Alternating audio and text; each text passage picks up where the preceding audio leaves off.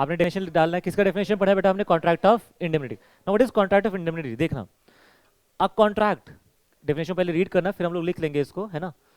तो what is contract of indemnity? Is a what? Is a contract by which one party promises to save the other. What do one party promises to save the other? किससे save करना है? From, जो किसकी वजह से हुआ? जो उसकी वजह से ही हुआ, उसकी वजह समझ में आया? अगर मेरी वजह से आपको नुकसान हुआ मैं बेयर करूंगा, या फिर किसी और की वजह से हुआ, ये समझ में आया? अगर जैसे क्या कहते हैं, मानव ने मुझे बोला कि अगर कुणाल की वजह से आपको जो भी नुकसान हुआ कौन बियर करेगा? मैं बियर करूंगा। तो वो फॉर प्रोमिसर की खुद की कंडक्ट की वजह से हो रहा है, किसी और कंडक्ट की वजह से हो रहा है, तो उसे हम क्या बोलेंगे? Contract of indemnity. तो what is contract of indemnity? जिसमें एक पार्टी, जिसमें क्या बेटा, एक पार्टी दूसरी पार्टी को क्या करती है? प्रॉमिस करती है। क्या प्रॉमिस करती है? कि मैं तेरे लॉस को क्या करूंगा? सेव करूंगा। तेरे लॉस को क्या करूंगा? सेव करूंगा, चाहे वो उसकी वजह से हुए चाहे किसी और की वजह से हुए। तो उसे हम क्या बोलते हैं बेटा? Contract of indemnity. तो लीजिए डेफिनेशन, हम लोग क्या डेफिनेशन बनाए इसका? One party promises to save the other, one party promises to save the other, one party promises to save the other, comma, from loss caused to him, one party promises to save the other from loss caused to him by the conduct of the promiser, by the conduct of the promiser। आपको रट देना बेटा definition, है ना। by the conduct of the promiser or by the conduct of any other person, or by the conduct of any other person। या तो उसकी conduct की वजह से उसको नुकसान हुआ, या तो किसी और की वजह से उसको नुकसान हुआ, तो उसको हम लोग क्या बोलते हैं बेटा? कॉन्ट्रैक्ट ऑफ व्हाट बेटा? इंडेमनिटी। मैं एग्जांपल रीड करता हूँ, लिखना मत, सिंपल होगा बेटा एग्जांपल। ए ने कॉन्ट्रैक्ट किया कि वो किसको इंडेमनिफाई कर रहा है बेटा? बी को, against the consequence of any proceeding. What is against the consequence of any proceedings which C में टेक अगेंस्ट बी। मतलब अगर सी बी के ऊपर कोई भी क्या करेगा? केस करता है। क्या करता है? केस। और सी ने जो केस किया किसको? बी को, उससे बी को क्या होगा? नुकसान। उसको कौन बियर करेगा? ए। तो इसे क्या बोले बेटा हम लोग? Contract of indemnity. जिसमें ए ने क्या कहते हैं, किसने प्रॉमिस किया?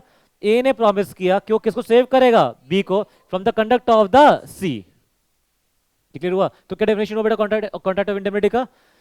one party promises to save the other party from loss caused to him by the conduct of promiser or by the conduct of the third party। तो उसे क्या बोलते हैं बेटा? Contract of indemnity. ये क्लियर हुआ?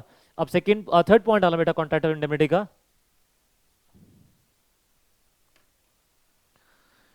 Rights of indemnity holder. अच्छा, you can write the section also, section साथ साथ लिखना है बेटा। जो डेफिनेशन था सेक्शन का वो कौन सा सेक्शन था बेटा? 124।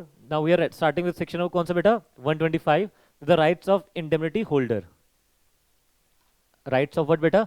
Indemnity holder. इंडेमनिटी होल्डर तुम्हें पता है कौन है इंडेमनिटी होल्डर? जैसे हमारे ऊपर वाले एग्जांपल में कौन था इंडेमनिटी होल्डर? बी, क्योंकि उसको किसने इंडेमनिफाई किया था? ए ने। किसके अगेंस्ट में? सी के। ये क्लियर हो गया? तो यहाँ पे सी हो गया अदर पर्सन, और बी हो गया इंडेमनिटी होल्डर, और ए कौन हो गया बेटा? इंडेमनिफायर। ओके, तो हमने क्या लिखा? राइट्स ऑफ व्हाट बेटा? अच्छा, पहले मैं आपको पढ़ाता हूं, समझाता हूं, फिर हम लिख देंगे, है ना। कोई भी अगर डैमेजेस पे करे, कोई भी क्या पे करे बेटा? किसने किसको पे करे डैमेजेस? इंडेमनिटी होल्डर ने पे करा किसी भी थर्ड पर्सन को, तो वो सारे डैमेजेस कौन पे करे वापस उसको? इंडेमनिफायर। तो जो भी क्या पे करे बेटा? डैमेजेस। जो कंपेल्ड हुआ टू पे, वो कंपेल्ड हुआ टू पे, जो भी पे बी को, जो भी किसको बेटा? बी को पे करना पड़ा। किसको पे करना पड़ेगा? सी को। वो कौन रिकवर करके देगा? ए। पहला पॉइंट क्लियर हुआ? जो भी खर्चा हुआ, जो भी खर्चा हुआ। अच्छा, अब सी ने केस करा, किसके ऊपर केस करा? बी के। तो बी ने अपने आप को डिफेंड करा होगा। क्या किया होगा बेटा? डिफेंड किया होगा। तो लॉयर हायर किया होगा, खर्चा हुआ होगा, वो सब जो कॉस्ट भी हुआ जो उसने पे करा इन ब्रिंगिंग द सूट और defending it. In bringing the suit और डिफेंडिंग इट, या केस करने में या अपने आप को डिफेंड करने में, तो जो खर्चा भी है वो भी कौन बेयर करेगा? Indemnifier. And the last is, अगर उसने कुछ कॉम्प्रोमाइज में कुछ पे करा, किसने पे करा? कुछ कॉम्प्रोमाइज समझते हो ना, कि मतलब ठीक है यार सेटलमेंट कर लेते हैं हम लोग, जैसे सी और बी के बीच में क्या हो गया बेटा, सेटलमेंट। और सेटलमेंट में बी ने क्या कुछ पैसे पे करा किसको, सी को, तो वो पैसा भी कौन किसको पे करेगा, ए पे करेगा किसको, बी को। तो तीन चीजें वो रिकवर कर सकता है इंडेमनिटी होल्डर इंडेमनिफायर से, क्या क्या, जो भी damages he is compelled to pay, उसका जो कॉस्ट होगा इन ब्रिंगिंग द सूट और from defending it, and the last is अगर उसे कुछ भी पे करा in the compromise of the suit तो वो उसे क्या कर सकता है, रिकवर कर सकता है। तो हम लिखते हैं फटाफट, हमने इसको हम लोग पेपर पॉइंट ऑफ व्यू से कैसे लिखेंगे, all damages, point number A, all damages which he is compelled to pay in a suit, all damages which he is compelled to pay in any suit, all damages which he is compelled to pay in any suit, कोई भी damage जिसमें उसको compel किया जाता है पे करने के लिए, all damages which is compelled to pay in any suit. Clear हो गया बेटा। Point number 2, all cost, all cost which he paid, all cost which he paid in bringing the suit or in defending it, all cost which he paid in bringing the suit or defending it, in bringing the suit or defending it समझ में आया ना, जो भी case करने के लिए उसने पे किया या केस को क्या करने के लिए पे किया, डिफेंड करने के लिए। And point number C, the amount of compromise, the amount of compromise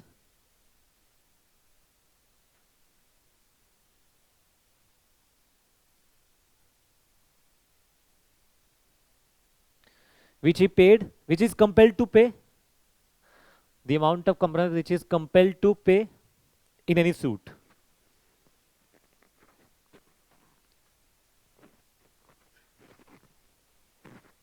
ये क्लियर हो गया नहीं हो गया, कोई डाउट, पक्का। अच्छा ये उसने बोला होगा ना पहले से कि जो भी तू डैमेज होगा, तेरा जो भी तू कॉम्प्रोमाइज में पे करेगा, ये तेरा जो भी क्या होगा कॉस्ट होगा, वो कौन बेयर करेगा, इंडेमनिफायर।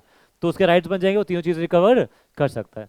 तो हमने एक टॉपिक खत्म कर लिया, टॉपिक हमारा कौन सा खत्म हो गया बेटा, कॉन्ट्रैक्ट ऑफ इंडेमनिटी। अब हम सेकंड पार्ट शुरू करते हैं, क्या, कॉन्ट्रैक्ट ऑफ गारंटी। अब सेक्शन साथ साथ लिखना बेटा। अब कॉन्ट्रैक्ट ऑफ गारंटी एक हेडिंग दे देना, कॉन्ट्रैक्ट ऑफ गारंटी एक हेडिंग दे देना बेटा।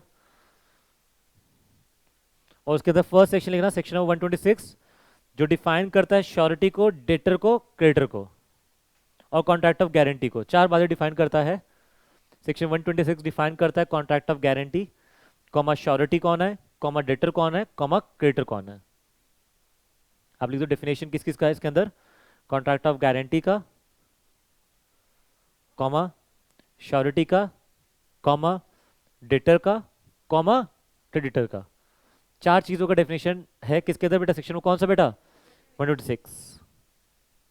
अच्छा देखिए पहले डेफिनेशन हम रीड करते हैं। What is the contract of guarantee, जिसमें परफॉर्म करना है प्रॉमिस, जिसमें क्या करना है बेटा, परफॉर्म करना है क्या, प्रॉमिस। कब परफॉर्म करना है प्रॉमिस बेटा, जब थर्ड पर्सन ने क्या कर दिया, डिफॉल्ट। ये क्लियर हुआ, मतलब कब आपको परफॉर्मेंस का करना है बेटा प्रॉमिस का, जब थर्ड पर्सन ने क्या कर दिया बेटा, डिफॉल्ट। तो उसे क्या बोलते हैं बेटा, कॉन्ट्रैक्ट ऑफ गारंटी। तो लिखते हैं बेटा कॉन्ट्रैक्ट ऑफ गारंटी का डेफिनेशन क्या हो गया, इन विच the promisor have to perform, in which promisor has to perform, in which promisor has to perform, in which promisor has to perform in case of default of, in case of default of third person। अगर third person के default पे उसको पे करना पड़ जाए तो उसे क्या बोलेंगे बेटा, कॉन्ट्रैक्ट ऑफ गारंटी। अच्छा अब श्योरिटी कौन है, जो गारंटी देगा, श्योरिटी कौन है जो क्या देगा बेटा, गारंटी। अभी लिखना मैं बताऊंगा तब लिखना। डेटर कौन है, नहीं नहीं, हाँ हम लोग कैसे इसको डिफाइन करेंगे लीगली, जिसके लिए गारंटी दी है। और क्रेडिटर कौन है, जिसको गारंटी मिली है। आपको गारंटी के पॉइंट से डिफाइन करना तीनों को पेपर में भी। तो व्हाट इज डेटर, जिसके लिए गारंटी ली है, क्रेडिटर जिसको गारंटी दी है, और श्योरिटी जिसने गारंटी ली है। ये क्लियर हुआ। तो हम पहले डिफाइन करते हैं किसको, श्योरिटी को, the person who gives the guarantee. तो कौन हो जाएगा श्योरिटी बेटा, the person who gives the guarantee, जिसने गारंटी दी वो बन जाएगा surety. The person who gives the guarantee, जिसने गारंटी दी वो क्या बन जाएगा बेटा? श्योरिटी। ऑडिटर कौन है? जिसके लिए आपने गारंटी दी है। तो person respect whose default guarantee is given, person in respect of whose default guarantee is given, person respect of whose default guarantee is given, the person respect of whose default guarantee is given, उसे क्या बोलते हैं बेटा? Principal debtor. And the last is क्या बेटा? अच्छा, creditor कौन है बेटा?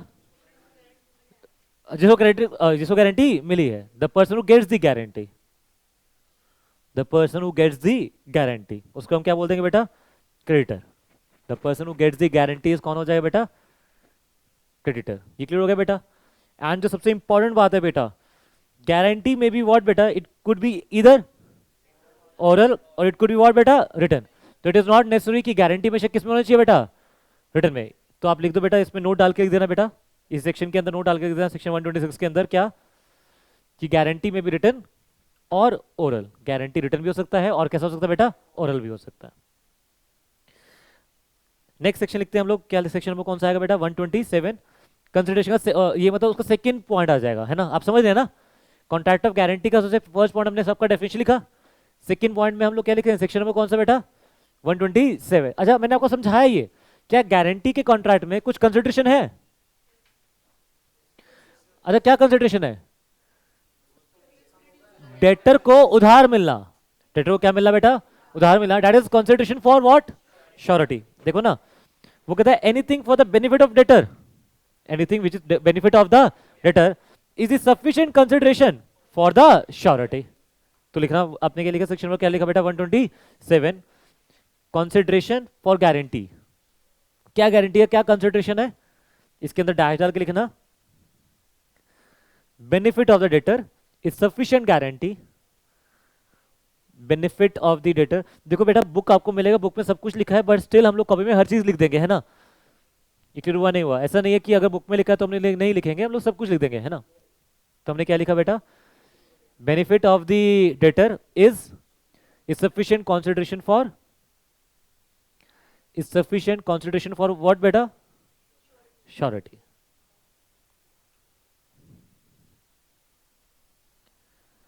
कुछ डाउट बेटा यहां तक? थर्ड पॉइंट लिखेंगे हम लोग, क्या बेटा? सेक्शन नंबर कौन सा आएगा बेटा? 128। नेक्स्ट सेक्शन लिखेंगे, सेक्शन नंबर कौन सा आएगा बेटा? 128। वो कहता है श्योरिटी की लायबिलिटी, किसकी लायबिलिटी की बात करता है बेटा वो? अच्छा, श्योरिटी कब लायबल है पहले तो ये बताओ? जब डेटर ने क्या कर दिया? डिफॉल्ट। और उसका लायबिलिटी को एक्सटेंसिव है। वर्ड क्या है बेटा? व्हाट यू मीन बाय को एक्सटेंसिव? जहां तक डेटर का एक्सटेंड करता है ना लायबिलिटी, वो डेटर का एक्सटेंड करता है। जैसे उसने प्रिंसिपल लिया, उसमें साथ में इंटरेस्ट भी तो भरना है, ये भी तो किसकी लायबिलिटी है? उतनी ही लायबिलिटी किसकी है? ये समझ में आ रही है? श्योरिटी उतने के लिए लायबल है जितने के लिए कौन लायबल था?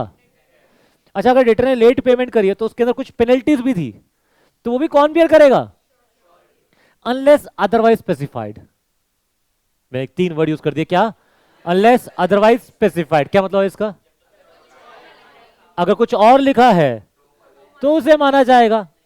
या इसको मैं एक और तरीके से डिफाइन करता हूं 3 शब्द में, क्या?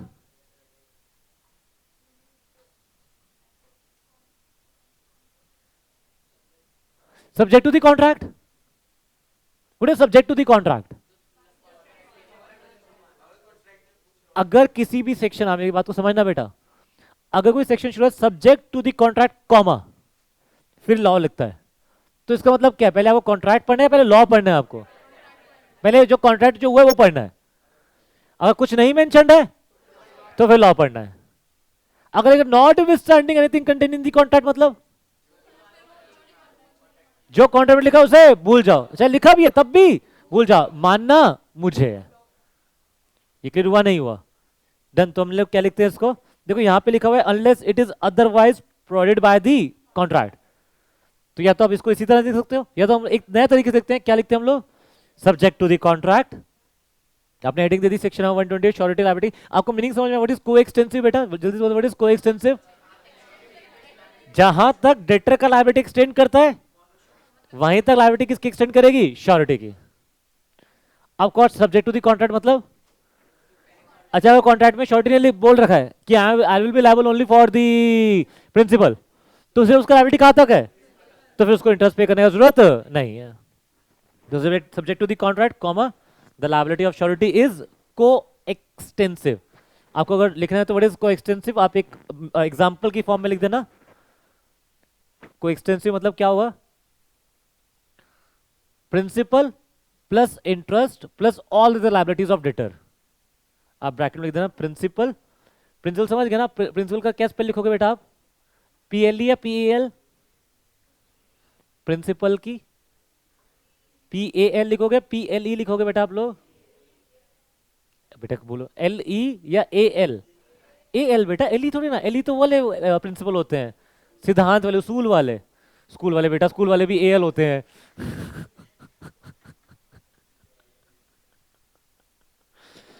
मुझे लगा तुम लोगों ने इंग्लिश पढ़ानी पड़ेगी, कभी और पढ़ाएंगे। तो आपने क्या लिखा ब्रैकेट में? क्या लिख दिया बेटा? Principal comma interest comma all other liabilities of debtor. All other liabilities of debtor तुम समझ गए ना?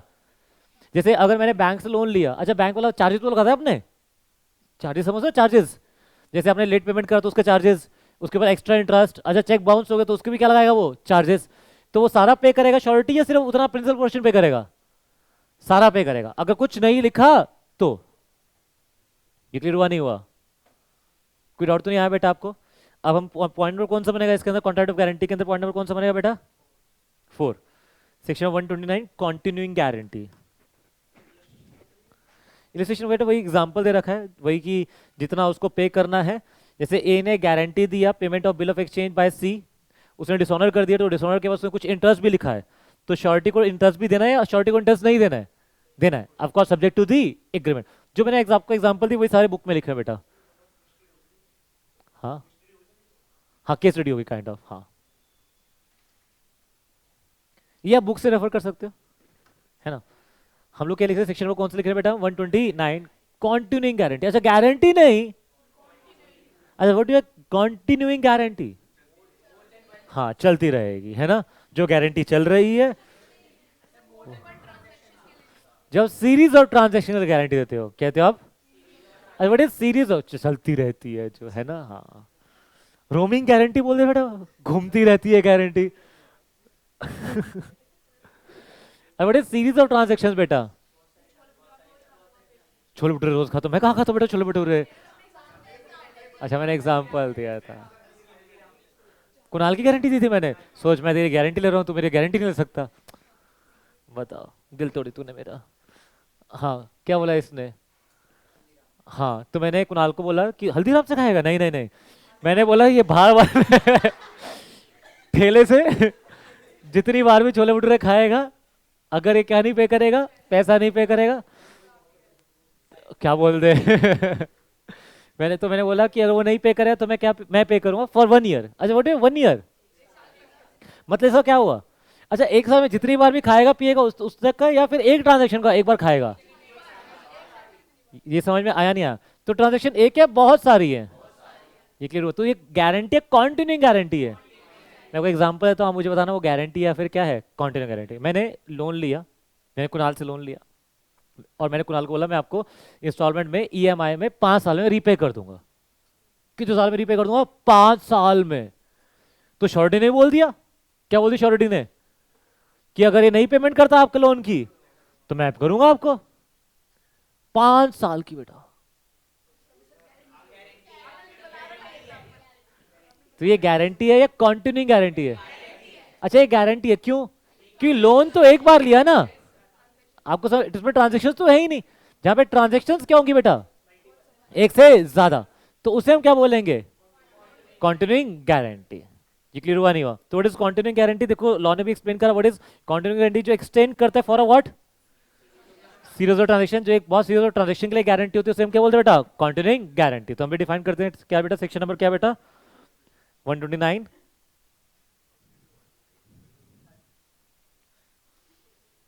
कोई बात नहीं बेटा, हंसने से सेहत अच्छी होती है इंसान की।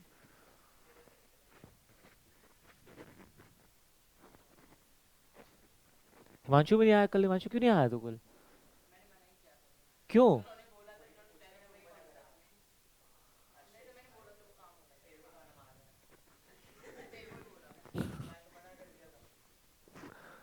मानव भी नहीं आया कल।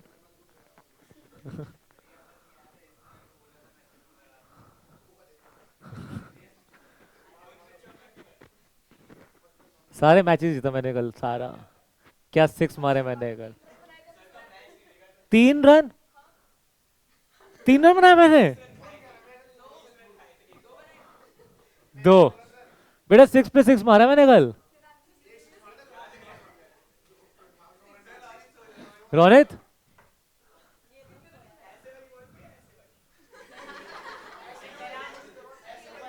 ऐसे वाली फर्स्ट मैच में 0 पे आउट हुआ है। अकेले अकेले मैंने 11 रन मारे थे।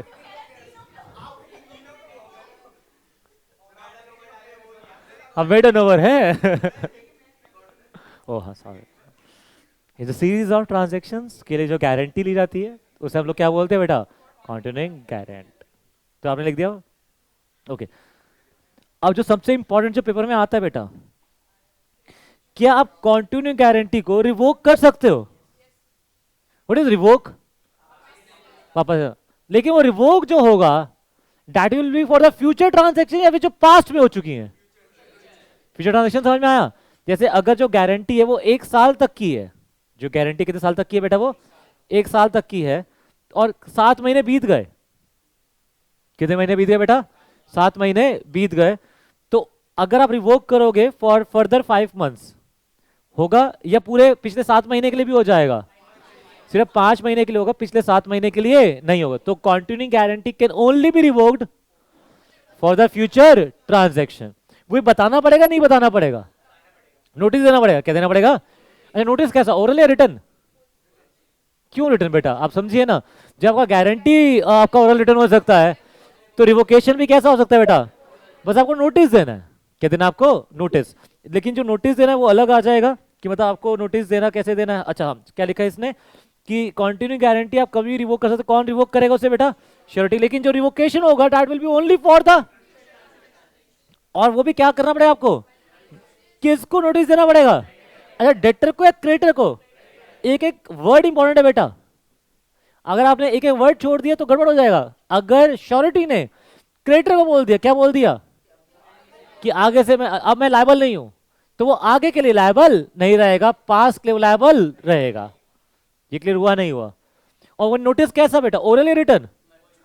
कुछ भी। क्यों? अच्छा आपने कैसे इसको इम्प्लाई कर लिया ये ओरल भी हो सकता है, रिटर्न भी हो सकता है? अगर हमने वो 100 जो सेक्शन लिखा था 26 लिखा था, जिसमें हमने लिखा था कि कॉन्ट्रैक्ट में भी ओरल, सॉरी गारंटी में भी ओरल, और अगर वहां लिखा होता क्या, तो यहां पर भी क्या इंप्लाइड होता? रिटर्न। आप समझ रहे हैं बेटा? क्योंकि जब आपकी गारंटी क्या हो सकती है? ओरल भी हो सकती है और रिटर्न भी हो सकती है। तो आपका जो रिवोकेशन होगा उसका वो भी ओरल भी हो सकता है और रिटर्न भी हो सकता है। अच्छा कंटिन्यू गारंटी क्या होगी? ओरल या रिटर्न? कंटिन्यू गारंटी क्या होगी? ओरल या रिटर्न? कुछ भी। आपको समझ में आया? क्योंकि सेक्शन 126 ने लिख दिया, क्या लिख दिया? कि गारंटी में भी ओरल और में भी रिटर्न। तो आपने लिख दिया सेक्शन नंबर कौन सा लिख दिया बेटा? 130 लिख दिया। रिवोकेशन ऑफ व्हाट बेटा? Continuing guarantee. और व्हाट इज कंटिन्यूइंग गारंटी बेटा? अरे वो तो रिवोकेशन लिखा ना बेटा। अच्छा आपने क्या लिखा अभी? हाँ तो इसके अंदर हम क्या लिखेंगे? Continuing guarantee may be revoked by the surety. एक एक वर्ड ध्यान से लिखना है हमें। Continuing guarantee may be revoked, continuing guarantee may be revoked by the surety. Continue guarantee may be revoked by the कौन बेटा? श्योरिटी। आपका कंटिन्यू गारंटी रिवोक हो सकता है by the surety by giving notice. ध्यान से एक एक वर्ड लिखना बेटा। By giving notice to the, किसको नोटिस देना बेटा? To the creditor. अगर उसने डेटर को नोटिस दिया तो क्या उसे रिवोकेशन माना जाएगा? नहीं माना जाएगा? नहीं माना जाएगा। हाँ वो लिखेंगे बेटा, पूरा लिखेंगे। Continuing guarantee may be revoked by the surety for by giving notice to the creditor for future transaction. ये समझ में आया नहीं आया? अच्छा सेक्शन नंबर 131 ने डिफाइन करा अगर कंटिन्यूइंग गारंटी में डेथ हो गई श्योरिटी की। कंटिन्यूइंग गारंटी में श्योरिटी क्या हो गई? डेथ हो गई। जैसे हमारे वाला एग्जांपल था, क्या एग्जांपल था कंटिन्यू गारंटी वाला? कंटिन्यू गारंटी वाला छोले भटूरे वाला। अब मैंने किसका कंटिन्यू गारंटी लिया था? कुणाल का, कि मैंने बोला था कि कुणाल जब तक खाएगा पिएगा तब तक का गारंटी मेरा, तो उसे रिवोक मैं कर सकता हूँ अगर मेरी डेथ हो गई तो? अच्छा, अपने आप रिवोक हो जाएगा फॉर फ्यूचर ट्रांजेक्शन या पास्ट ट्रांजेक्शन, या पूरा रिवोक हो जाएगा? बेटा फ्यूचर के लिए होगा, आप समझिए, आप भूल जाते हैं unit number 4 of the contract act. अगर प्रॉमिसरी की डेथ हो गई तो कौन लायबल है? एलआर। तो पास्ट ट्रांजेक्शन के लिए कौन लायबल हो जाएगा? एलआर। और फ्यूचर ट्रांजेक्शन के लिए कोई लायबल नहीं हो। क्या इसको क्रेडिटर को नोटिस देने की जरूरत है इसमें? नहीं। क्यों? क्योंकि डेथ हुआ है, तो डेथ के अंदर आपको कोई नोटिस देने की जरूरत नहीं है। तो कब कॉन्टिन्यू गारंटी ऑटोमेटिकली रिवोक हो जाएगा for the future transactions? By the death of the surety, अपने आप ही वो क्या हो जाएगा? रिवोक हो जाएगा फॉर द, और फॉर द पास्ट ट्रांजेक्शन क्योंकि उसकी डेथ हो चुकी है तो कौन लायबल होगा? और लेकिन हमें पता है एलआर कहां तक लायबल होता है? जहां तक असेट्स आए, अगर असेट्स नहीं है तो वो भी लायबल नहीं है। तो दिस सेक्शन में कौन सा बेटा? 131। पहले एक बार रीड करते हैं फिर इसको लिखवाऊंगा मैं। अगर श्योरिटी की डेथ हो जाए, कुछ नहीं लिखा तो, अगर कुछ नहीं लिखा तो अपने आप ही कॉन्टिन्यूइंग गारंटी क्या हो जाएगी? Revoke. But for which transactions बेटा? आपको समझ में आया नहीं आया? डेथ के बाद ऐसा नहीं है, क्योंकि आप समझ सकते थे, क्या समझ सकते थे? डेथ हो गई, अरे सर ये तो पास्ट भी रिवोक हो गया, फ्यूचर भी नहीं। सिर्फ कौन सा रिवोक होगा? फ्यूचर। तो पास्ट में कौन लायबल रहेगा? उसकी डेथ हो गई, एलआर। और एलआर का आपको पता ही, of course subject to the contract. What is subject to the contract? अगर कॉन्ट्रैक्ट में लिखा है कि सिर्फ यही लायबल होगा, इसका एलआर का भी लायबल नहीं होगा, तो ऑफ कोर्स तो अपने आप ही गारंटी पूरी क्या हो जाएगी? रिवोक हो जाएगी। तो सेक्शन में कौन सा डाला बेटा आप लोगों ने? हेडिंग कौन सी थी? पॉइंट नंबर कौन सा बनाया बेटा आप लोगों ने? 6। आपने सेक्शन डाला कौन सा? 131। आपने हेडिंग तो दे दी, revocation of continuing guarantee by surety death. आप शुरू कैसे करोगे सेक्शन को? Subject to the contract. आपको समझ में आया नहीं आया? ये बहुत ही इंपॉर्टेंट वर्ड्स है बेटा 3। क्या? What is subject to the contract? Correct बेटा। तो क्या लिखा आप लोगों ने बेटा? Subject to the contract, comma, in case of death of the surety,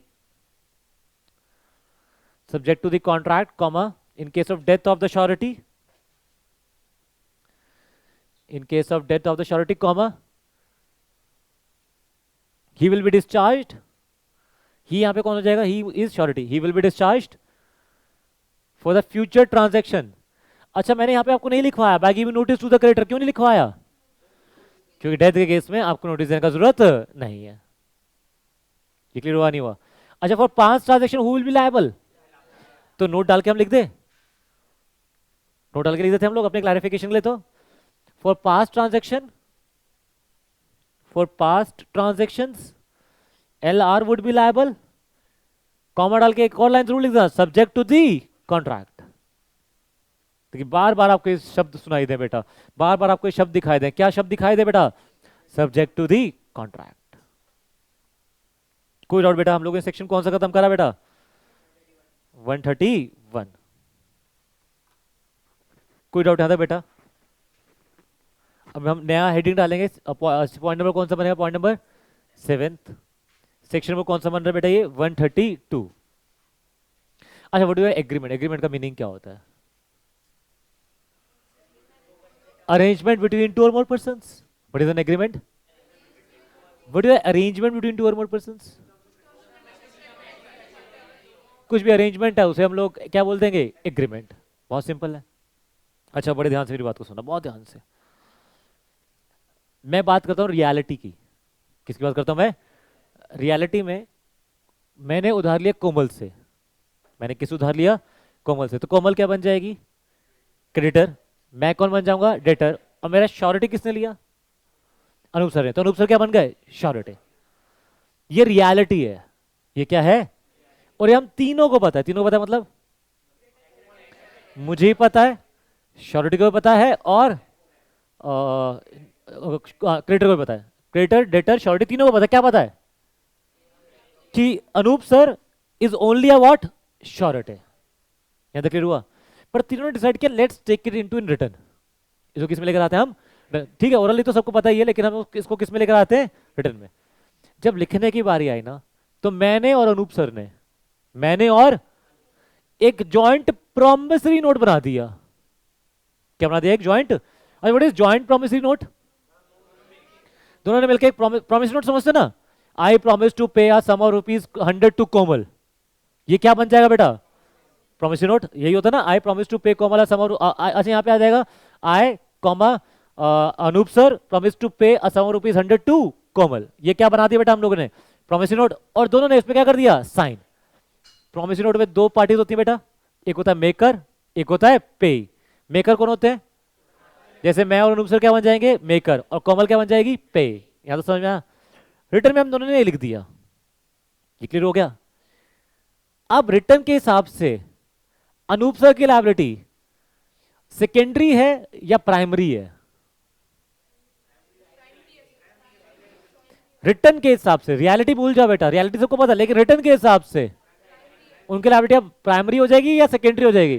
क्यों प्राइमरी हो जाएगी? यार उन्होंने तो प्रॉमिस नोट लिख दिया। ये क्लियर हुआ नहीं हुआ?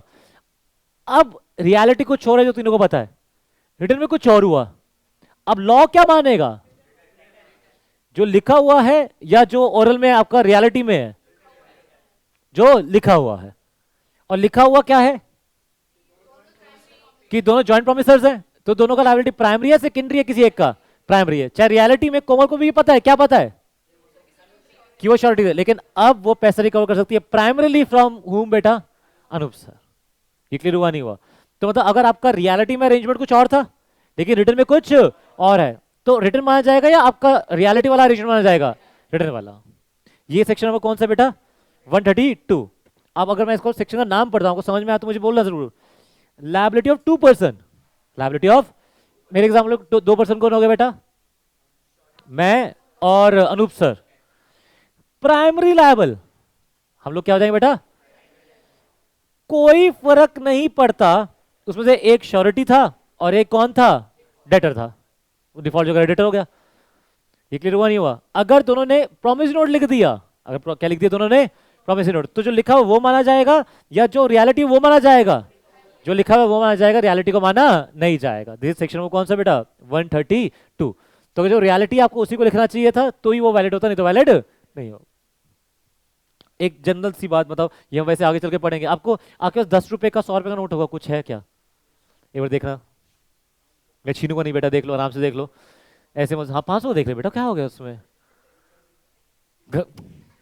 अगर 10 का नोट है कोई एक, उसे निकालो, उसमें लिखा हुआ है I promise to pay the bearer or sum of rupees 10 100। जैसे कोमल के पास है, इसमें कोमल पहले पढ़ेगी क्या लिखा है इसके अंदर? What is bearer? जिसके पास है वो उसका पैसा है, जैसे कोमल ने मुझे दिया।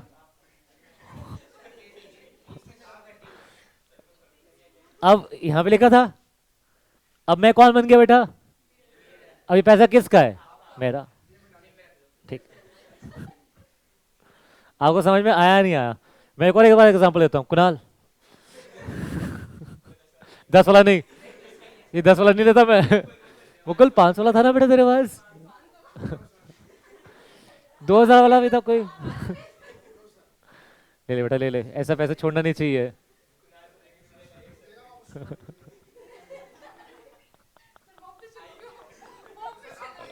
नहीं नहीं, हाँ।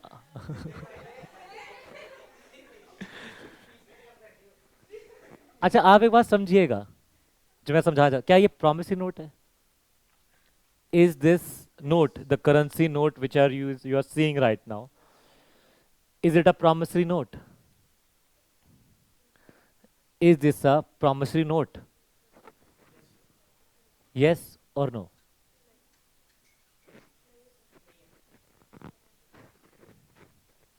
नहीं बियर है इसलिए नहीं है या है नहीं? नहीं आप ऐसे मत जाओ, बियर लिखा है इसलिए है या नहीं? एज पर नेगोशिएबल इंस्ट्रूमेंट बताओ बेटा, क्योंकि आरबीआई ने मना कर रखा है promissory note bearer is invalid. वो तो आरबीआई ने मना कर रखा है। I am not talking about anything in the sense of the RBI, I am talking in the sense of the NI act. NI act is, उसके हिसाब से प्रॉमिसरी नोट है या नहीं है? आरबीआई ने मना करो भूल जाओ, एनआई के हिसाब से प्रॉमिसरी नोट है या नहीं है? यस और नो? किस लोग बोलते हैं no it's not a promissory note? अगर आप हाथ नहीं उठाओगे तो आई प्रिज्यूम कि आप बोल रहे हो कि this is promissory note as per the NI act. नहीं, it's not a promissory note. नहीं वाले हाथ उठाएंगे, ठीक से हाथ उठाएंगे।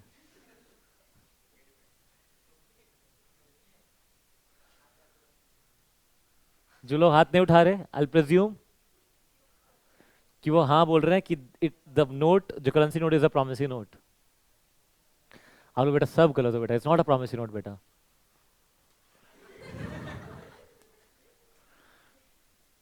But is a negotiable instrument which is a substitute of money, which is what बेटा। अच्छा, मैंने प्रॉमिसरी नोट क्यों लिखा? क्योंकि आज पैसा नहीं है। आप समझिएगा, मैंने प्रॉमिसरी नोट क्यों लिखा?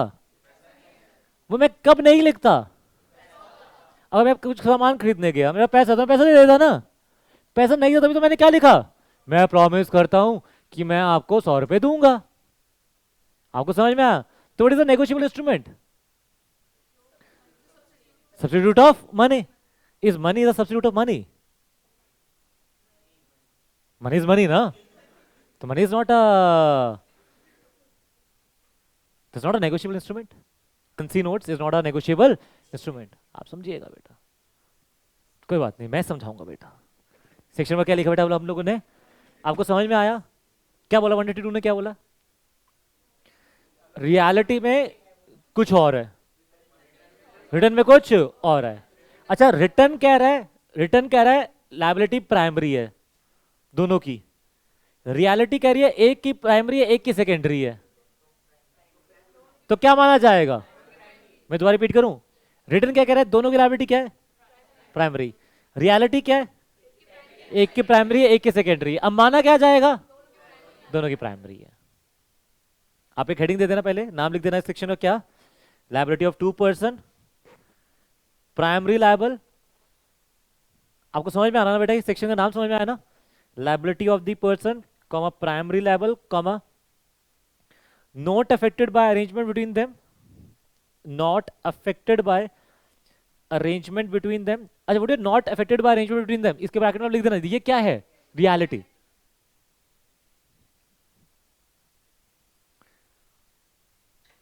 और फिर आगे लिख देना that one shall be surety on others default. मतलब एक श्योरिटी है, एक डेटर है, ये अरेंजमेंट है। ये क्या बेटा? एक अरेंजमेंट। ये इफेक्ट नहीं होगा अगर क्या लिख दिया, दोनों का लायबिलिटी क्या हो गया? प्राइमरी। ये हाँ हेडिंग हो गया सेक्शन का। Liability of two person, comma primary liable, comma not affected by arrangement between them, that one shall be surety on the others default.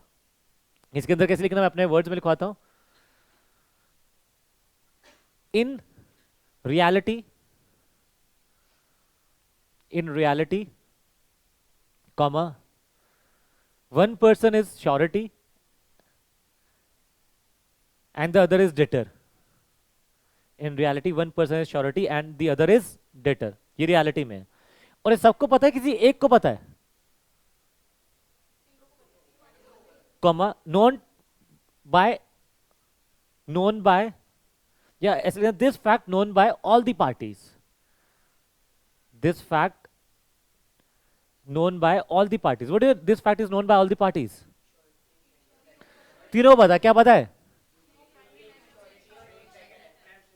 ठीक है ना, ये क्लियर हो गया नहीं हो गया? ब्रैकेट में अरेंजमेंट, ये समझ में आ गया ना? ये अरेंजमेंट है, ये क्या है बेटा? अरेंजमेंट।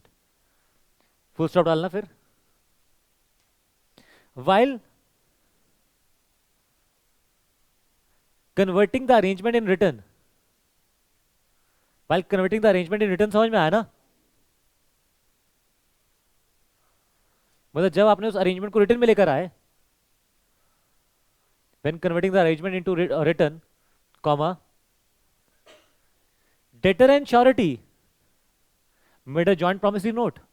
आपको समझ में आया ना? रिटर्न में डेटर और श्योरिटी ने दोनों ने क्या बना दिया बेटा? Joint promissory note.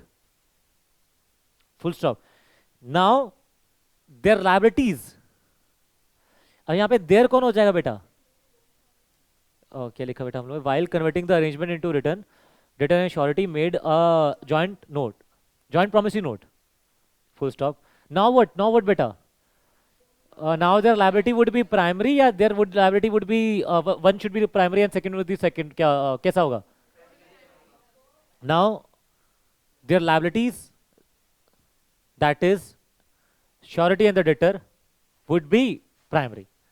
आपने और क्लैरिफिकेशन में लिख दिया। नाउ देयर लायबिलिटी मतलब कौन कौन, surety and debtor would be primary. Reality क्या था, उससे फर्क irrespective of the reality. What is irrespective of the reality, फर्क नहीं पड़ता रियलिटी में क्या है, चाहे किसी को पता है चाहे किसी को नहीं पता। सेक्शन में कौन सा हो गया बेटा, ये 132। 133 बहुत सिंपल है बेटा, इज वेरी सिंपल। वो कहते हैं अगर टर्म्स ऑफ कॉन्ट्रैक्ट में वेरिएंस हो गया, व्हाट इज वेरिएंस हो गया, चेंजेस हो गया, मतलब डेटर और क्रेडिटर ने आपस में चेंजेस कर लिए।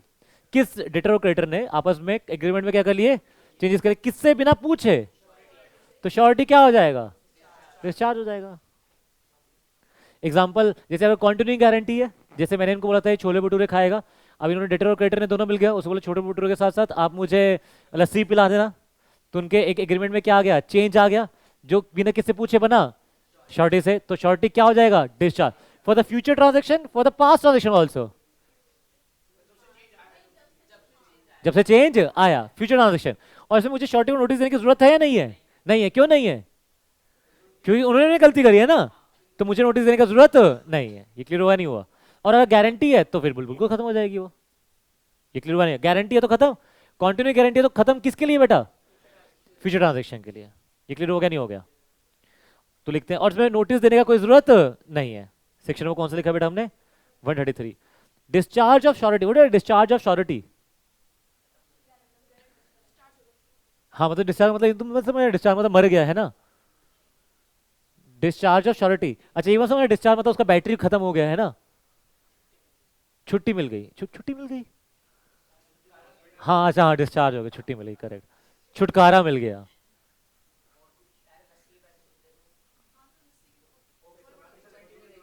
नहीं नहीं नहीं नहीं नहीं नहीं, हाँ हाँ हाँ हाँ, तो फिर आप अलग से एग्रीमेंट्स कर लो उसके लिए, हाँ उसमें चेंजेस मत करो। आप तो समझिए ना, मेन हमने क्या रखा, उसी कॉन्ट्रैक्ट में आप क्या कर रहे हो, चेंज कर रहे हो।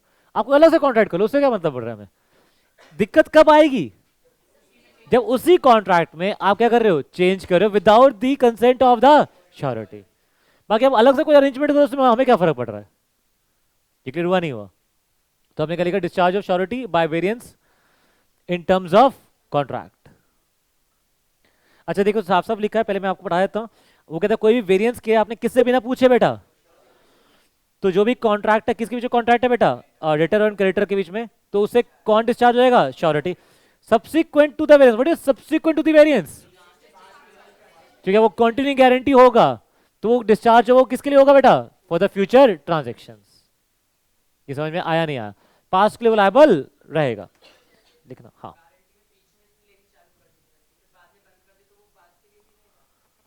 नहीं नहीं नहीं नहीं, एक बार चेंज कर दिया उसका डिस्चार्ज, चाहे उसके बाद आपने उसको ठीक भी कर लिया, उससे फर्क नहीं पड़ता ना। अब मतलब जिस टाइम चेंज हो गया ना, उस दिन के बाद मैं डिस्चार्ज हूँ, चाहे उसके बाद में ठीक करते हो या नहीं करते, पहले के लिए ऑफ कोर्स मैं लायबल हूँ।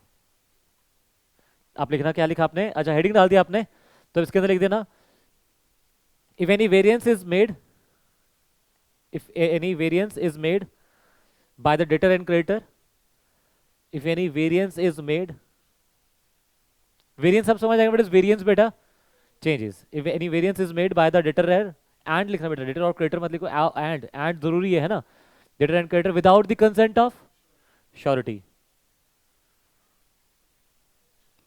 ये भी इंपॉर्टेंट वर्ड्स हो गए, without the consent of the surety, क्योंकि आपने अगर किससे कंसेंट ले ली बेटा फिर तो वैलिड हो जाएगा ना। कॉमा डाल के लिखना, then surety is discharge, then surety is discharged,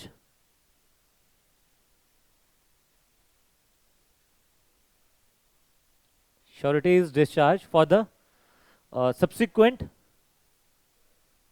for the subsequent transaction. What is subsequent transactions, जो ट्रांजेक्शन हो चुकी हैं उसका लायबल है। ये समझ में आया या नहीं आया बेटा, कोई डाउट। एग्जाम्पल लिख दे बेटा, एक केस स्टडी भी बन जाएगा आपके लिए, पेपर में केस स्टडी आएगा या पेपर में डायरेक्ट क्वेश्चन आएगा, हमारे इंटर में तो 99% चांस है केस स्टडी आएगा। हाँ वो एमसीक्यू तो अलग ही है ऑफ कोर्स बेटा, मतलब मैं सब्जेक्टिव की बात कर रहा हूँ। सब्जेक्टिव आपका मैक्सिमम क्या है बेटा, case study and contract at mark करना बेटा, तीनों यूनिट 15 नंबर के मिनिमम। वो जो हम कॉन्ट्रैक्ट एट पढ़ रहे हैं बेटा मिनिमम कितने नंबर का है, 15, और तीनों में अच्छा, और 15 है तो मतलब 3 यूनिट हो गए, तो आप लगा लो हर यूनिट से 5 मार्क्स का एक आना ही आना है। लेकिन ऐसा जरूरी नहीं, दो भी आ सकता है किसी एक से, तो आप ये नहीं बोल सकते कि कौन सा इंपॉर्टेंट है कौन सा इंपॉर्टेंट नहीं है। ऐसा हो सकता है एक यूनिट से कितने आ जाए, 3। ये समझ में आया नहीं आया, एक एक से भी कुछ भी हो सकता है बेटा, ठीक है ना। तो तीनों मतलब आप लगा लो हर यूनिट कितने नंबर का है, 5, मतलब आपका ये हो गया तो आपके 15 नंबर तो पक्के हो गए। और सबसे इजी टॉपिक है बेटा लॉ का, सबसे क्या लिखा बेटा हम लोगों ने, एग्जाम्पल क्या लिखा एग्जाम्पल के अंदर, कि A provide surety to B, A provide surety to B for monthly rent paid by C to B, for monthly rent of rupees, of rent का rupees डाल देना, for monthly rent of rupees 5000 paid by C to B। अच्छा इसमें कौन surety है कौन deter है कौन क्रेडिटर है, पहले तो ये बात कर लेते हैं। अच्छा ए ने श्योरिटी दी है, प्रोवाइड किसको करा है, बी को, तो बी कौन होगा, क्रेडिटर बेटा, बी को दी है। ए प्रोवाइड श्योरिटी टू बी, जिसको श्योरिटी मिलती है वो क्रेडिटर होता है। और क्यों बोला उसने, सी 5000 रेंट पे करेगा, ठीक है ना। अच्छा to B for a year, ऐसा to B for a year, for a year समझ में आया ना, मतलब 1 साल तक का उसने गारंटी ले लिया कि अगर किसी भी महीने में इसने क्या नहीं पे किया रेंट, किसने रेंट नहीं पे किया, सी ने, किसको पे नहीं किया, बी को, तो कौन पे करेगा, ए। ये समझ में आया, full stop. after 7 months, after 7 months, after 7 month rent was increased, rent was increased from 5000 to 8000, rent was increase, समझ में आ गया ना बेटा, मतलब कुछ महीने के बाद आपका रेंट क्या हो गया, इंक्रीज हो गया। कहां से इंक्रीज हो गया, कहां तक बेटा, 5000 से लेकर कहां तक हो गया बेटा, 8000 तक, without the consent of the surety, without the consent of the surety. तो कौन डिस्चार्ज हो जाएगा बेटा, पहले तो बताओ, श्योरिटी। अच्छा श्योरिटी किसने ट्रांजेक्शन के लिए डिस्चार्ज होगा, फ्यूचर के लिए या पास्ट के लिए, बोलिए फ्यूचर के लिए, मतलब कितने महीने के लिए डिस्चार्ज हो जाएगा, 5 महीने के लिए। कितने को लायबल रहेगा, 7 महीने के लिए। तो इसमें लिख देना फुल के आंसर की फॉर्म में, here A would be discharge, A would be discharge for the last 5 months, for the last 5 months, समझ में आ गया ना, वो डिस्चार्ज होगा फॉर द लास्ट 5 मंथ्स, अगले 5 महीने के लिए वो क्या हो जाएगा, डिस्चार्ज। ये समझ में आया या नहीं आया बेटा, सेक्शन में कौन सा हो गया बेटा, ये 133। ये क्लियर हुआ। अच्छा 134 सबसे इजी है बेटा, बहुत आसान है।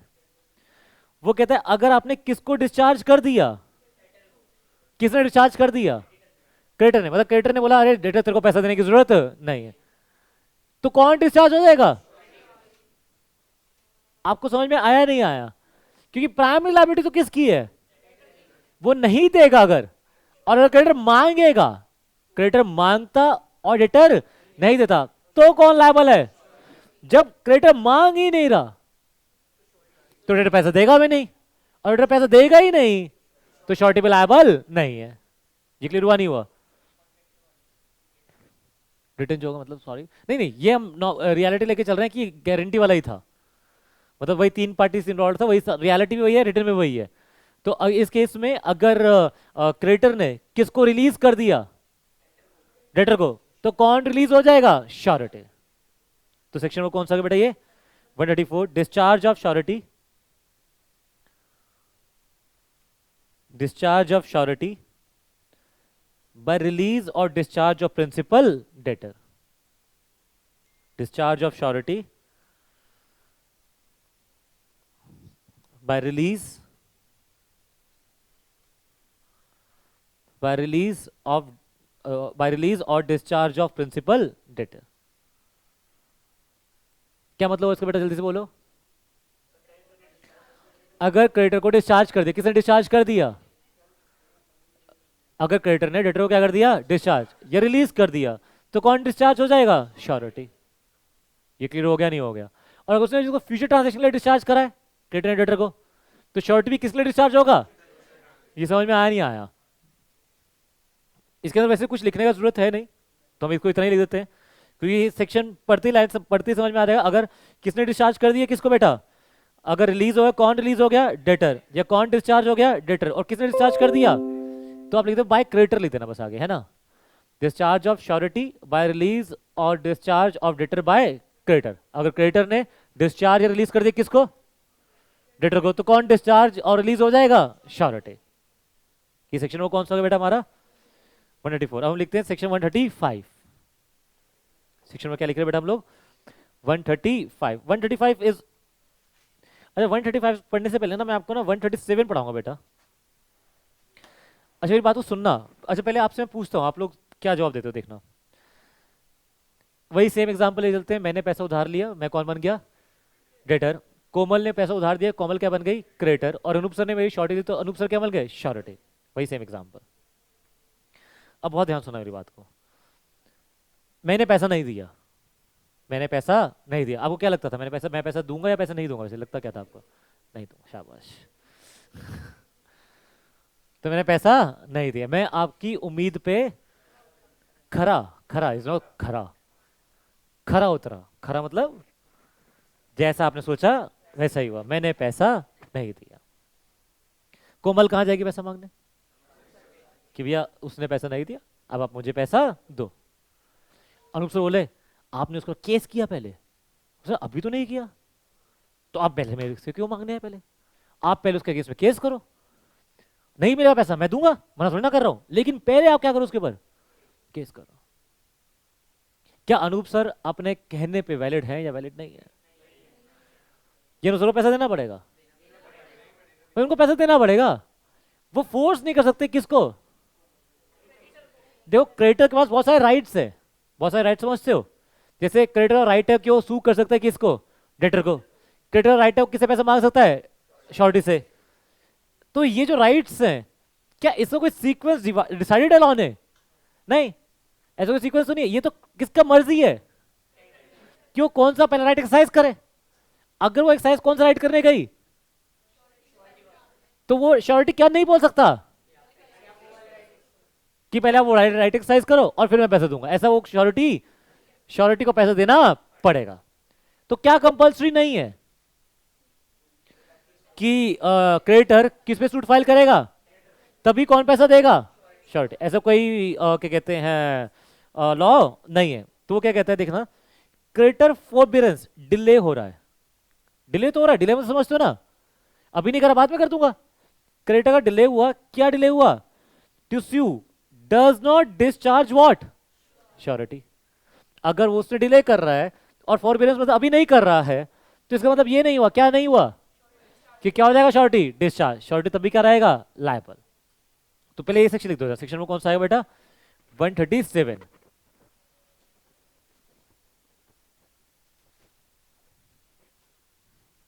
और इसमें भी एक लाइन लिखी हुई है, in the absence of any provision the guarantee to the contract. मतलब क्या हुआ इसका बेटा? वही सब्जेक्ट टू द कॉन्ट्रैक्ट। तो सेक्शन में 137 लिख देना आप, creditors forbearance to sue does not discharge surety. Creditors forbearance to sue does not discharge the surety. इसके अंदर हम क्या लिख देंगे? स्टार्ट करते हैं इसको लिखना, subject to the contract. Subject to the क्या बेटा? कॉन्ट्रैक्ट। अच्छा एक मिनट रुक जाता बेटा। डिस्चार्ज क्रेडिटर फॉरबियरेंस, फॉरबियरेंस का मतलब समझ में आ गया तुम्हें? What is forbearance? अभी नहीं कर रहा, बाद में कर दूंगा यार, 3 साल तो होती है केस करने के लिए। To sue does not discharge what? Surety. क्या लिखा आपने बेटा? Subject to the, what is subject to the contract?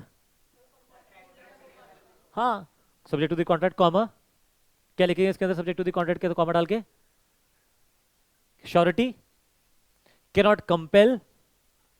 What is cannot compel? हाँ फोर्स नहीं कर सकता। श्योरिटी कैनॉट कंपेल किसको? Creditor to exercise his right to sue, cannot compel the creditor to exercise her right to sue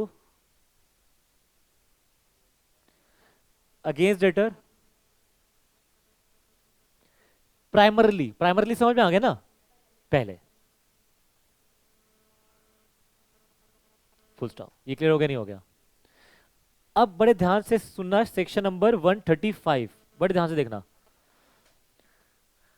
अगर creator agree करता है, अगर creator क्या करता है कि मैं कभी केस ही नहीं करूंगा डेटर पे, मैं कभी क्या ही नहीं करूंगा, तो कौन डिस्चार्ज हो जाएगा? क्या डिफरेंस हुआ 135 और 137 में? उसमें कह रहा है मैं पहले आपसे पैसा मांगूंगा, आप भी नहीं दोगे तो दोनों पे केस करूंगा। उसमें दूसरे वाले में क्या कह रहा है? मैं कभी केस ही नहीं करूं, किस और केस नहीं करूंगा कभी। तो भैया शॉर्ट बोला मैं क्या हो जाऊंगा? डिस्चार्ज। राइट को मत छोड़ो, राइट को बाद में एक्सरसाइज करो, बात अलग है। आपको समझना क्या है बेटा, एक है राइट को बाद में एक्सरसाइज करना, एक है राइट को छोड़ना। किस केस में शॉर्टी डिस्चार्ज है, किस केस में शॉर्टी डिस्चार्ज नहीं है? जहां पर आपने श्योरिटी को सॉरी, जहां पर डेटर को बोल दिया, क्या बोल दिया कि मैं कभी केस ही नहीं करूंगा, तो मतलब जहां पर अपने अपने आपने अपने राइट को त्याग दिया, सैक्रिफाइस कर दिया, आपने अपने राइट को वेव ऑफ कर दिया, आपने अपने राइट को रिलिंक्विश कर दिया, आपने अपने राइट को डिस्चार्ज कर दिया, उस सरकमस्टांस में श्योरिटी क्या हो जाएगा? डिस्चार्ज। कहां पर श्योरिटी डिस्चार्ज नहीं होगा? जब वो डिले कर रहा है, जब वो कह रहा है बाद में एक्सरसाइज करूंगा, तो उस केस में शॉर्टी डिस्चार्ज नहीं हो। आपको 135 137 डिफरेंस समझ में आया? क्या डिफरेंस है? एक में राइट को क्या कर रहा है?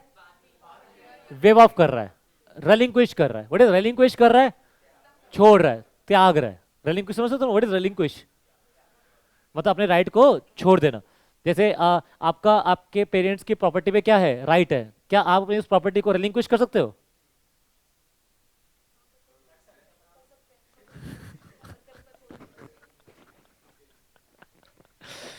क्या आप ऐसा करोगे या नहीं करोगे? मतलब when you will be a CA तो आप अपने पेरेंट्स को बोलोगे we don't want any of your property, मैं रिलिंक्विश करता हूँ सारी प्रॉपर्टी, आपको जिसको देना आप दे दो, मैं नहीं चाहता आपकी प्रॉपर्टी मेरा कुछ राइट रहे, I will create my own property. मैंने तो लिखा रखा है, I have written this thing. हाँ, मर्जी है, मैंने बहुत पहले लिख दिया था, बिफोर बिकमिंग अ सीए मैंने लिख दिया था कि I will never claim any right on any property of my parents. मतलब कभी भी, मतलब उनको जिसको देना है, जैसे देना है, they are free to do that. ऐसा होना चाहिए, ऐसा नहीं होना चाहिए।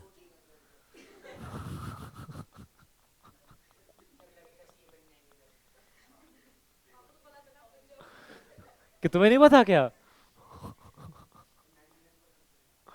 तो फिर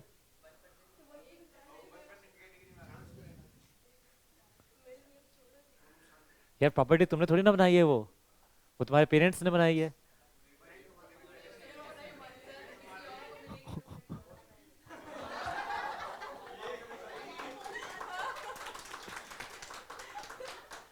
वो प्रॉपर्टी किसी ऐसे के लिए यूज हो सकती है जो थोड़ा सा मतलब फिजिकली चैलेंज्ड है, जो खुद नहीं बना सकता।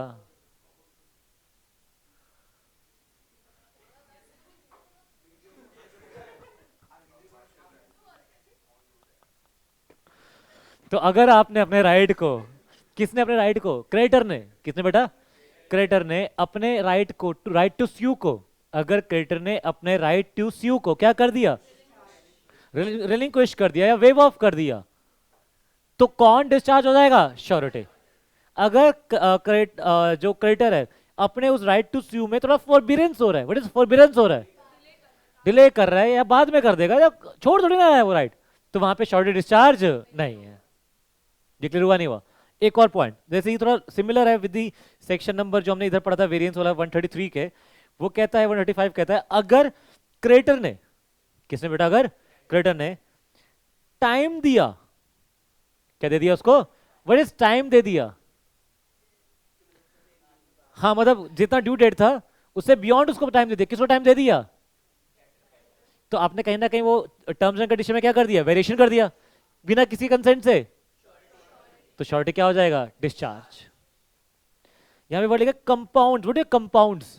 कंपाउंड मतलब कोई कॉम्प्रोमाइज, कंपाउंड मतलब कॉम्प्रोमाइज। तो मतलब क्रेडिटर कॉम्प्रोमाइज कर रहा है क्या देने के लिए बेटा, टाइम देने के लिए, या फिर वो कॉम्प्रोमाइज कर रहा है कि मैं क्या नहीं करूंगा, कभी सीयू नहीं करूंगा, तो कौन डिस्चार्ज हो जाएगा बेटा, श्योरिटी।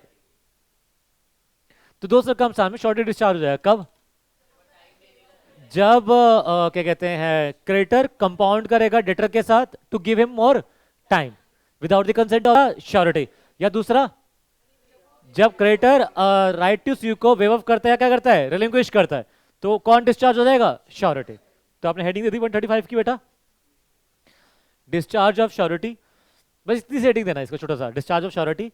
फिर ए बी करके हम लिख देते हैं इसके अंदर, सेक्शन 135 डिस्चार्ज ऑफ श्योरिटी, इसका हम ए बी करके लिख देते हैं। कब डिस्चार्ज हो जाएगा, इन केस कॉमा है, इन केस कॉमा क्या, क्रेडिटर कंपाउंड्स और compromise, in case comma creditor compounds और कॉम्प्रोमाइज। कंपाउंड का मीनिंग पता लगे, व्हाट इज कंपाउंड बेटा, कॉम्प्रोमाइज करना है ना, कंपाउंड्स और टाइम देना है ना, कंपाउंड्स और कॉम्प्रोमाइज विद whom बेटा, with whom, with debtor, to give him more time, to give him more time without the consent of the,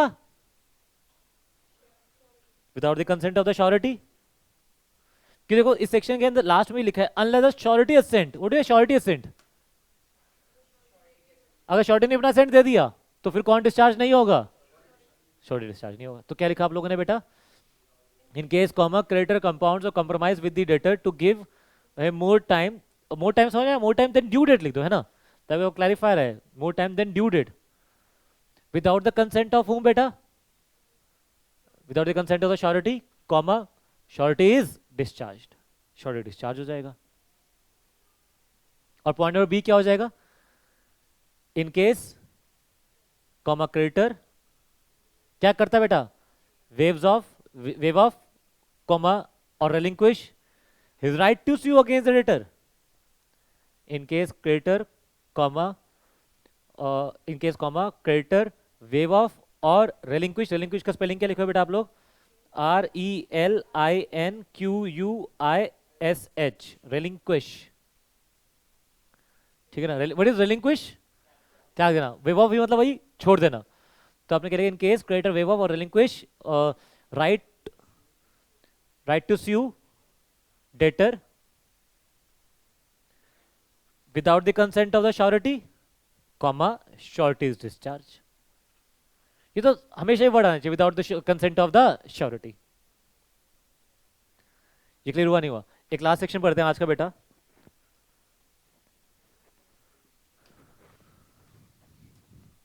वैसे टॉपिक पूरा खत्म कर सकते हैं हम लोग अगर देखा जाए तो, क्योंकि इसके अंदर बस ये एक पेज रह गया।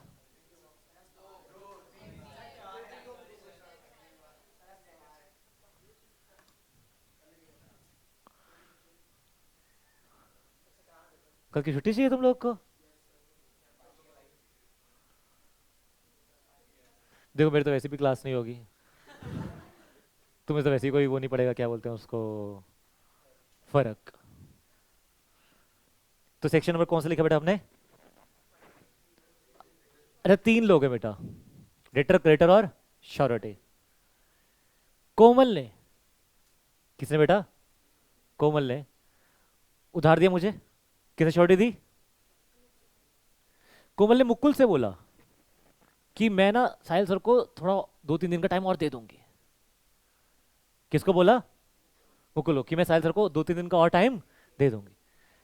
लेकिन उसने ऑथराइज नहीं किया मुकुल को कि तू जाके बता देना उनको, बस आपस में इन दोनों ने बात करी। जैसे मुकुल ने पूछा अरे ड्यू डेट आ रही है, क्या तुम साहिल सर से पैसा मांगोगी, तो कोमल ने बोला नहीं मैं 2-3 दिन और दे दूंगी, वेट कर लूंगी, या दे दूंगी और 2-3 दिन। क्या श्योरिटी डिस्चार्ज हो जाएगा, क्या श्योरिटी डिस्चार्ज हो जाएगा। देखो ना, अगर कोमल ने मुकुल को कुछ बोला भी है तो that doesn't mean there have been a change in the terms of the agreement between the debtor and the creditor. ये समझ में आया नहीं आया। और जब उनका बीच में कुछ कॉन्ट्रैक्ट में कुछ चेंजेस नहीं हुए तो कौन डिस्चार्ज नहीं होगा, श्योरिटी। अब पढ़े सेक्शन को नहीं समझ में आएगा तो, अगर एग्रीमेंट हुआ थर्ड पर्सन के बीच में, और किसके बीच में बेटा, डेटर के बीच में, सॉरी थर्ड पर्सन के बीच में और क्रेडिटर के बीच में, कि क्रेडिटर कुछ और टाइम दे देगा किसको बेटा, डेटर को, तो कौन डिस्चार्ज नहीं है, श्योरिटी। ये समझ में आया नहीं आया? वो कहता है मेरा contract to give time to the principal debtor is made by the creditor. किसका क्रेडिटर ने करा बेटा, थर्ड पर्सन के साथ, और किसके साथ नहीं किया, आपको समझ में आया नहीं आया? मतलब थर्ड पर्सन को क्या नहीं बोला, जाके बात ये बताओ किसको, प्रिंसिपल डेटर को।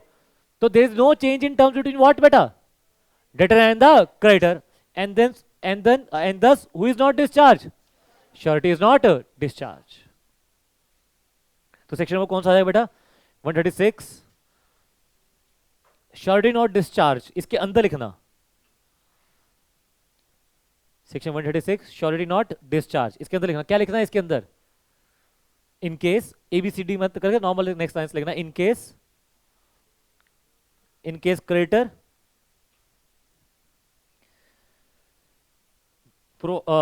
creditor agree to give time, in case creditor agree to give time to debtor with a third person, समझ में आया ना, and not with the debtor समझ में आया ना। उसने आगे कि क्या, उसने क्या नहीं बोला क्रेडिटर ने थर्ड पर्सन को, ये समझ में आया नहीं आया?